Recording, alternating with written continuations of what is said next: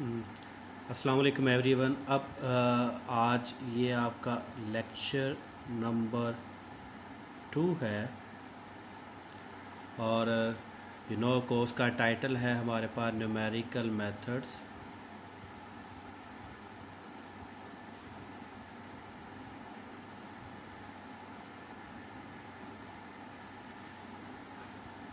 Lecture 2 numerical method. इसमें आज हमने क्या करना है, हमारा टारगेट है फाइंडिंग पॉलिनोमियल्स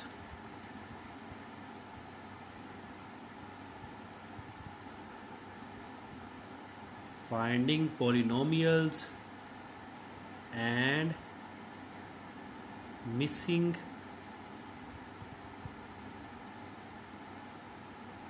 terms।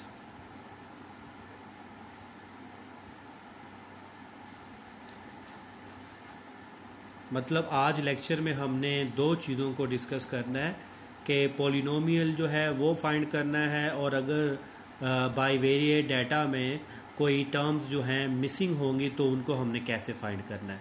तो पहले हम जो है देखते हैं कि पॉलिनोमियल कैसे फाइंड करनी है, फिर बाद में हम क्वेश्चन एक करेंगे मिसिंग टर्म्स के लिए। तो एक क्वेश्चन है हमारे पास, क्या जी, find a polynomial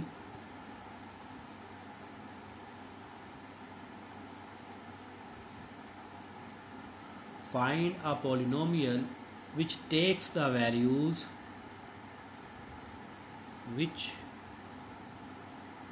find a polynomial which takes the following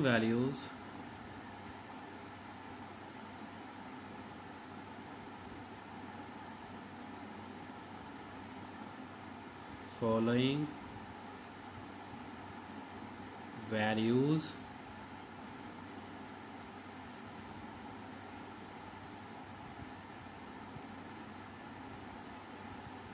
x and y,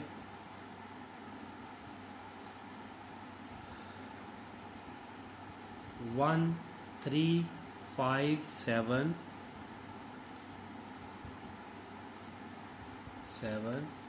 9,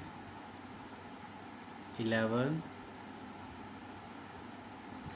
1 के ऊपर हमारे पास डिपेंडेंट वेरिएबल है, वैल्यू है 3, 14,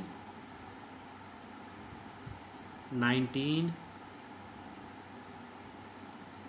21, 23,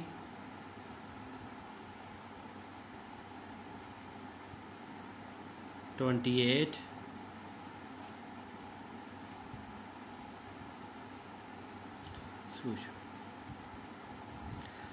हाँ जी। इसमें भी आप दोबारा जैसे हमने लास्ट लेक्चर में देखा था कि जो इंडिपेंडेंट वेरिएबल होता है उसके दरमियान में वैल्यूज़ में डिफरेंस जो है वो सेम होता है, जिसको हम इक्वल इंटरवल का नाम दिया है। अभी तक हम इक्वल इंटरवल के ही क्वेश्चन कर रहे हैं। 3 में से 1 निकालते हैं तो 2 है, 5 में से 3 निकालते हैं तो तब भी 2 है, 7 में से 5 निकालते हैं 2 है, 9 में से 7 निकालते हैं 2 है, 11 में से 9 निकालते हैं 2 है। तो ये भी हमारे पास इक्वल इंटरवल्स के लिए हैं।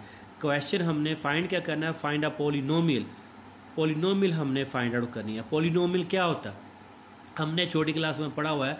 पॉलिनोमियल एक ऐसी इक्वेशन होती है जिसमें हमारे पास वेरिएबल्स की पावर जो है वो होल नंबर होते हैं। मतलब पावर में हमारे पास नेगेटिव पावर्स नहीं होंगी, मतलब फ्रैक्शन में पावर नहीं होंगी, डेसिमल में पावर नहीं होंगी। तो उस तरह जिसमें इस तरह की पावर्स जिसमें इक्वेशन में आ जाती हैं उसको हम पॉलिनोमियल कहते हैं। इसमें हमने इस क्वेश्चन में हमने पॉलिनोमियल ही फाइंड करना है। तो उसके बाद एक तो ये है कि find a polynomial which takes the following values. मतलब ये एक आपको टेबल दे दिया गया है, आपको वो कह रहा है पॉलिनोमियल फाइंड करें, ठीक है। और उसके बाद एक और चीज़ वो आपको फाइंड करने के लिए कह रहा है कि आप ऐसा करें, y क्या होगा, y की वैल्यू फाइंड आउट करें कहाँ पे, x इज़ इक्वल टू 2 के ऊपर और फिर x इज़ इक्वल टू 12 के ऊपर। तो इसका मतलब ये हुआ कि हमने जो चीज़ें फाइंड करनी है, पहले तो पॉलिनोमियल फाइंड करनी है। हमारा टारगेट होगा पहले पॉलिनोमियल फाइंड करें। उसके बाद वो कह रहा है कि y की वैल्यू निकालें 2 के ऊपर भी और 12 के ऊपर भी। और गौर करें कि 2 कहाँ पे है, यहाँ पे शुरू में, और 12 कहाँ पे है, एंड पे जाके। ठीक है, तो सोल्यूशन में हम सबसे पहले लेते हैं जी, हमारे पास एक्स नोट क्या होगा, मतलब इंडिपेंडेंट वेरिएबल की सबसे पहले वाली वैल्यू जो कि क्या है 1। वाई नोट क्या होगा, वाई नोट हमारे पास है जी 3 के इक्वल, मतलब सबसे पहले वाला डिपेंडेंट वेरिएबल की वैल्यू। उसके बाद पी क्या होगा, ये इंपॉर्टेंट चीज़ है, यहाँ पे पी हमारे पास होगा x माइनस 1/2। ठीक है जी, 2 क्या है, मतलब 3 में से 1 सब्ट्रैक्ट करें, 5 में से 3 सब्ट्रैक्ट करें, ये 2 वो वाला आ गया। और 1 क्या है, मतलब यहाँ पे मैंने ये वाला फार्मूला यूज़ किया है कि x minus x note divided by H हमारे पास 2 के बराबर है, एक्स नोट हमारे पास जो है ये 1 के बराबर है, और x मैंने वैसे के वैसे लिख दिया। अब सारे जो है मतलब इस पूरे क्वेश्चन की जो मेन चीज़ वह ये है कि चूँकि सबसे पहले हमने पॉलिनोमियल फाइंड करनी है, और पॉलिनोमियल फाइंड करने का मतलब एक ऐसी इक्वेशन फाइंड करें जो x की शक्ल में हो। आई रिपीट, पॉलिनोमियल एक ऐसी इक्वेशन फाइंड करें जो x की शक्ल में हो। तो x की शक्ल में अगर जवाब लेके आना है तो ज़ाहिर बात है p is equal to x minus x nought over h के ऊपर सिर्फ हमारे पास x नोट की वैल्यू 1 के बराबर है और एज की वैल्यू 2 के बराबर है, यही पुट करेंगे। और ये वाला जो x है इसकी तो हमारे पास कोई वैल्यू है ही नहीं है, ये वाली जो x की वैल्यू 2 और 12 है इसको बाद में देखेंगे। ठीक है, पहले हमने पॉलिनोमियल फाइंड करनी है। पॉलिनोमियल फाइंड करने के लिए क्या करना पड़ता है, ये जो p की वैल्यू जो होती है इसको हमने x की शक्ल में ही लिख देना है, ताकि जब सिंपल करें तो पॉलिनोमियल x की शक्ल में आ जाए। ठीक है जी। अच्छा, अब यहाँ पे हम क्या करना चाह रहे हैं कि हम न्यूटन्स इंटरपोलेशन जो फॉरवर्ड वाला फार्मूला है वो यूज़ करेंगे, लेकिन उससे पहले हम उसका टेबल बना लेते हैं।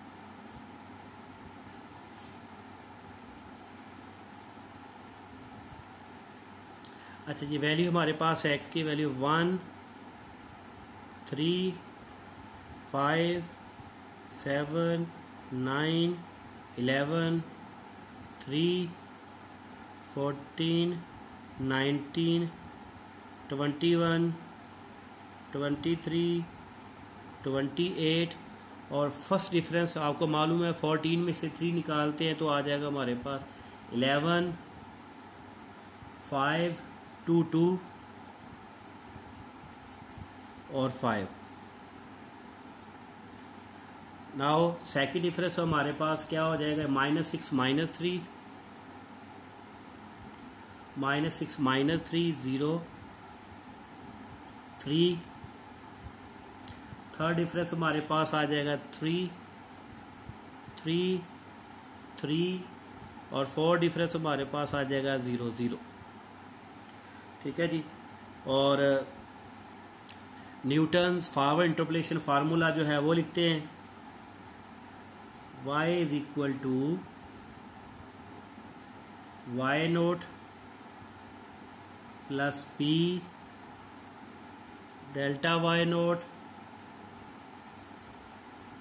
Plus p into p minus 1/2 factorial delta square Y naught plus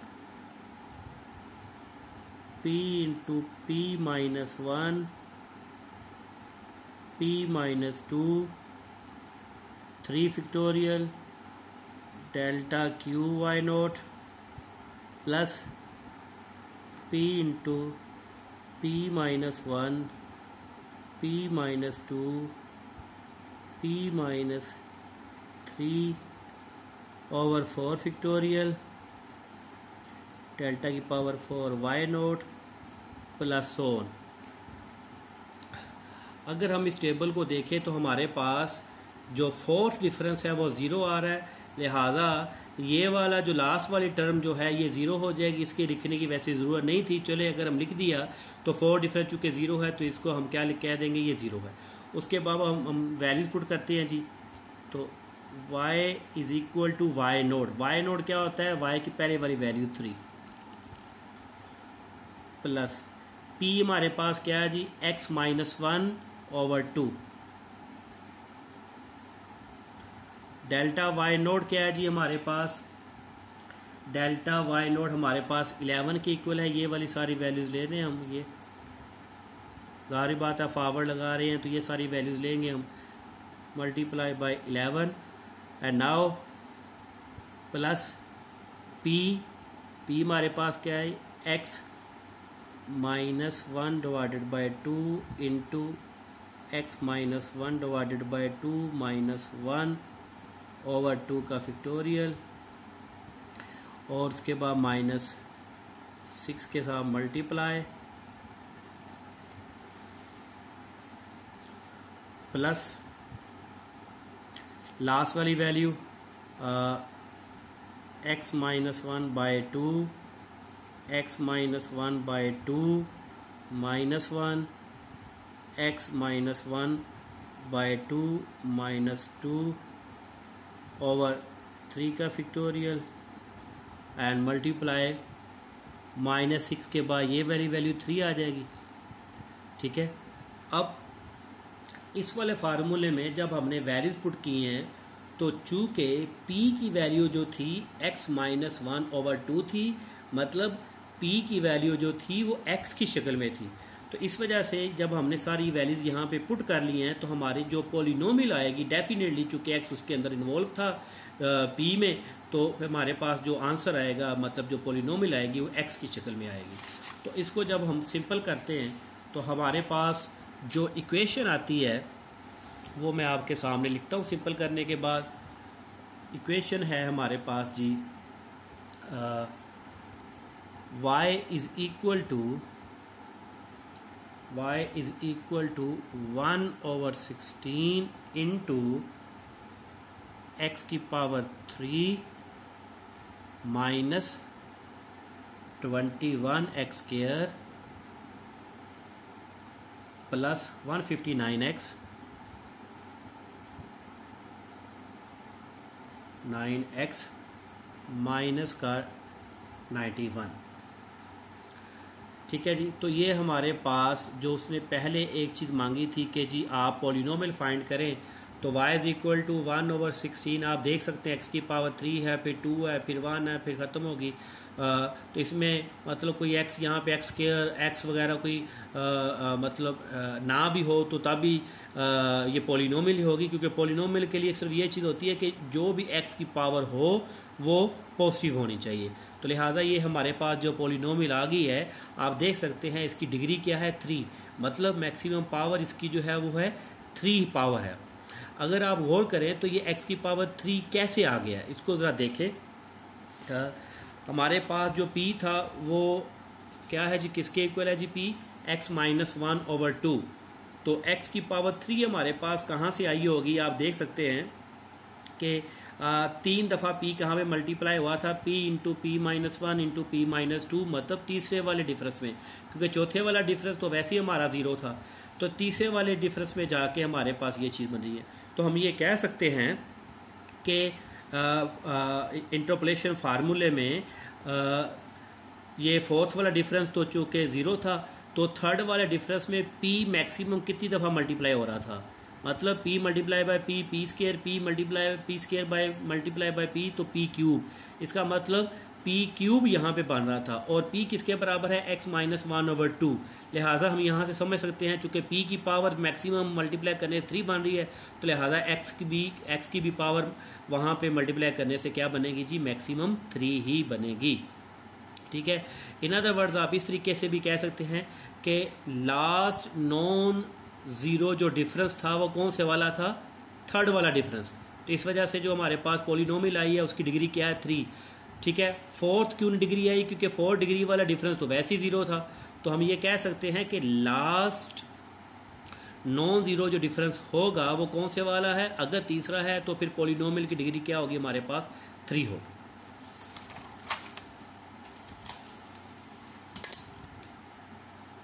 हाँ जी। तो अब हमने एक चीज़ ये जो सबसे पहले क्वेश्चन में मांगी दी गई थी पॉलिनोमियल फाइंड आउट करें जी, तो वो हमने पॉलिनोमियल फाइंड आउट कर ली।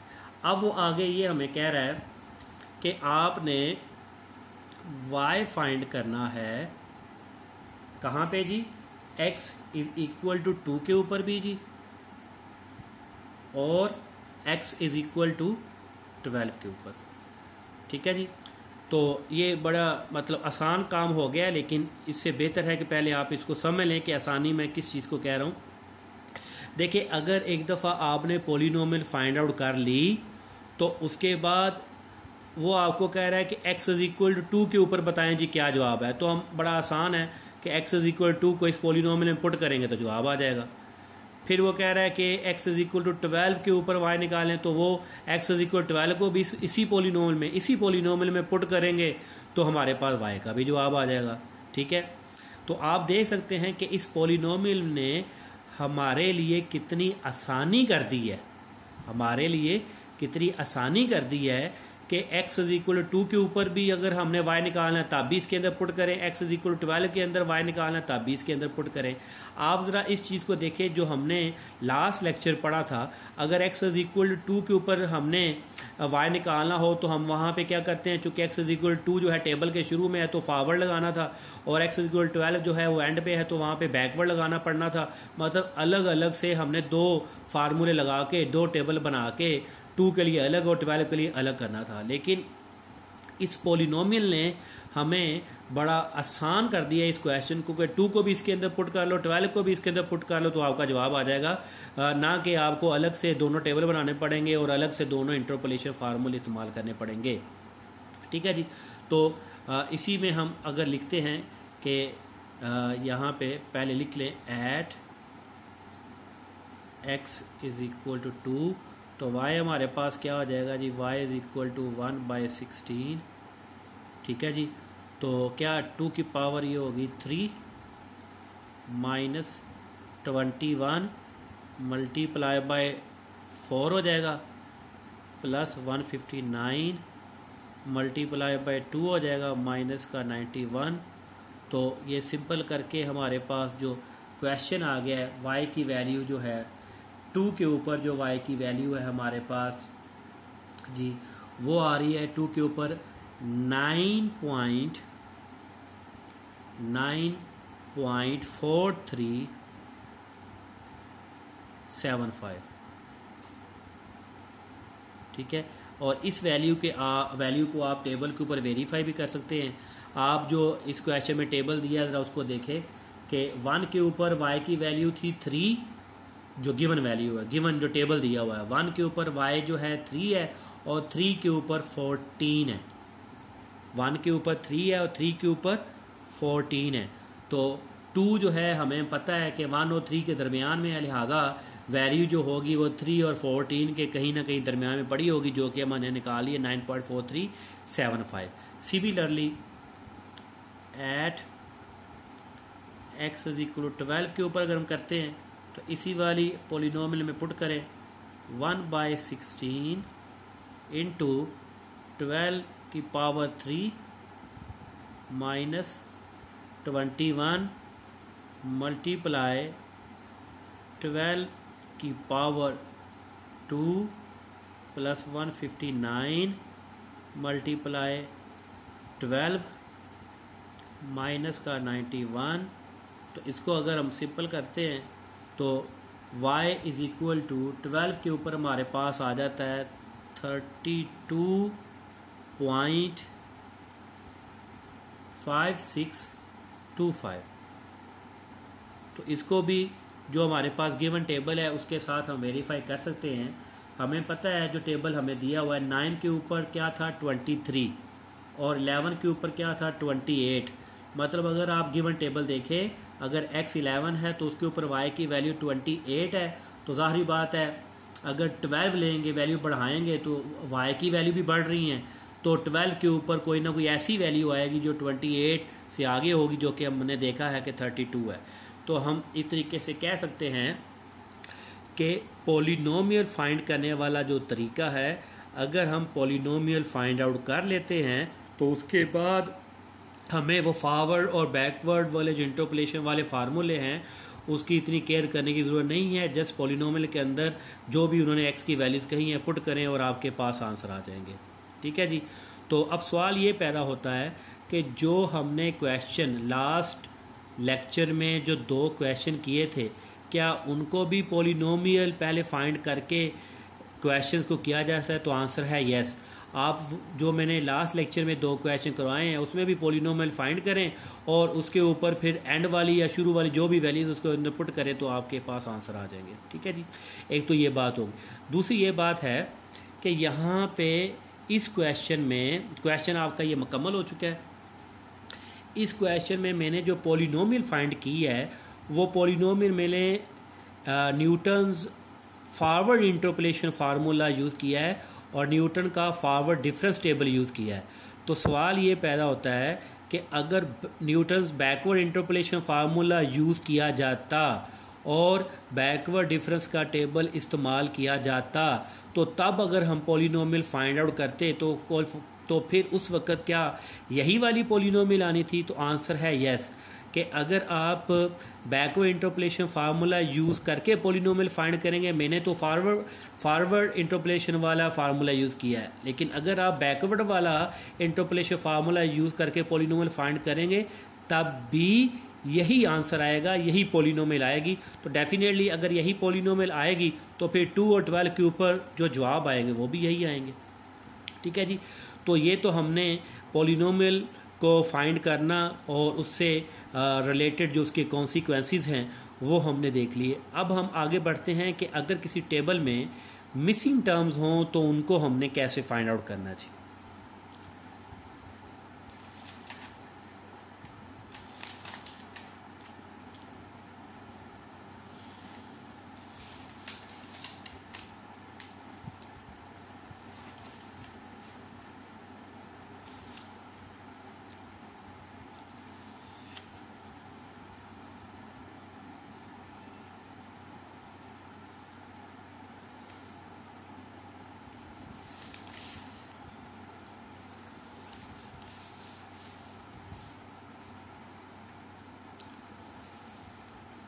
हाँ जी, क्वेश्चन है find the missing value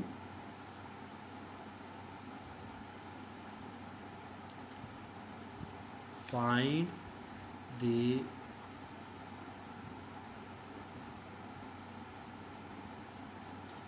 missing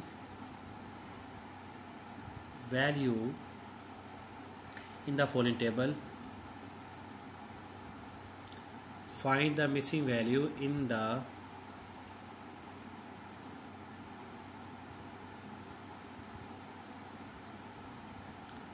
following table.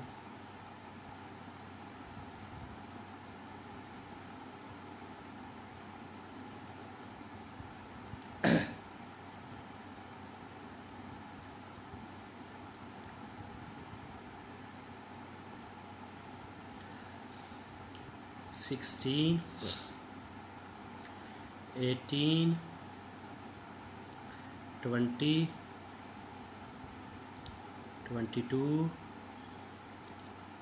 24, 26, 16 के ऊपर 43, 18 के ऊपर 89, 20 के ऊपर वैल्यू आपने फाइंड करनी है, मिसिंग है ये, 22 के ऊपर 155, 24 के ऊपर 268, 26 के ऊपर 388।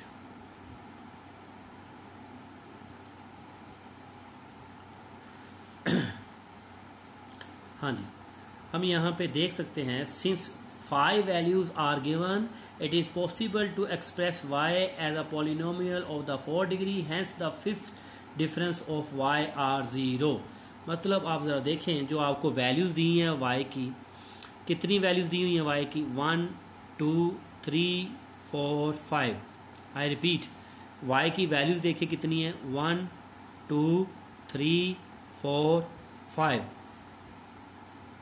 5 वैल्यूज़ जो हैं डिपेंडेंट वेरिएबल वाई की दी गई हैं। इस वजह से हम ये कह सकते हैं कि जो फिफ्थ डिफरेंस होगा वो ज़ीरो की इक्वल होगा। फिफ्थ डिफरेंस क्या होगा जी, ज़ीरो की इक्वल होगा। Since 5 values are given, so the fifth difference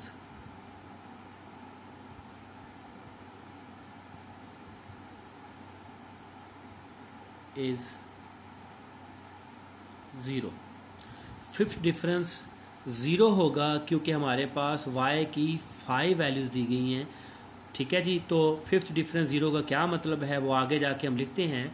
उससे पहले हम ये लिख लें कि हमारे पास जो वैल्यूज़ हैं वो कौन कौन से वाली हैं। y नोट क्या है जी, सबसे पहले वाला y की वैल्यू वो है 43। ठीक है जी, y1 हमारे पास क्या है, 89। y2 हमारे पास क्या है, क्वेश्चन मार्क, ये हमने फाइंड करना है। y3 जो है हमारे पास 155 है। y4 जो है हमारे पास 268 है। y5 जो है y0 43, y1 89, y2 हमने फाइंड करना है, y3 155, y4 जो है 268 और y5 जो है 388। ठीक है जी, ये हमारे पास y0 से लेके y5 तक हमने वैल्यूज़ लिख ली, जिसमें एक वैल्यू जो है y की मिसिंग है वो है y2। अब मैंने जो लिखी थी बात, since 5 values are given, 5 values y की दी गई हैं, कौन से वाली, इस वाली को छोड़ दें क्योंकि ये तो फाइंड करनी है, बाकी कितनी है 5, 1 2 3 4 5। अब 5 वैल्यूज़ दी हुई हैं तो हमने कहा कि जो फिफ्थ डिफरेंस होगा वो ज़ीरो होगा। याद रखें चूँकि 5 वैल्यूज़ दी हुई हैं y की, तो मैंने क्या कहा, फिफ्थ डिफरेंस ज़ीरो होगा। तो what about the sixth difference, अगर 5 वैल्यू दी हैं, पाँचवा डिफरेंस तो ज़ीरो है, तो छठे डिफरेंस के मुतालिक आपका क्या ख्याल है। हम कहेंगे छठा डिफरेंस भी फिर ज़ीरो होगा, सातवां भी ज़ीरो होगा, आठवां भी ज़ीरो होगा। मतलब 5वें डिफरेंस से आगे जितने भी डिफरेंस आएंगे वो सारे के सारे क्या हो जाएंगे, ज़ीरो हो जाएंगे।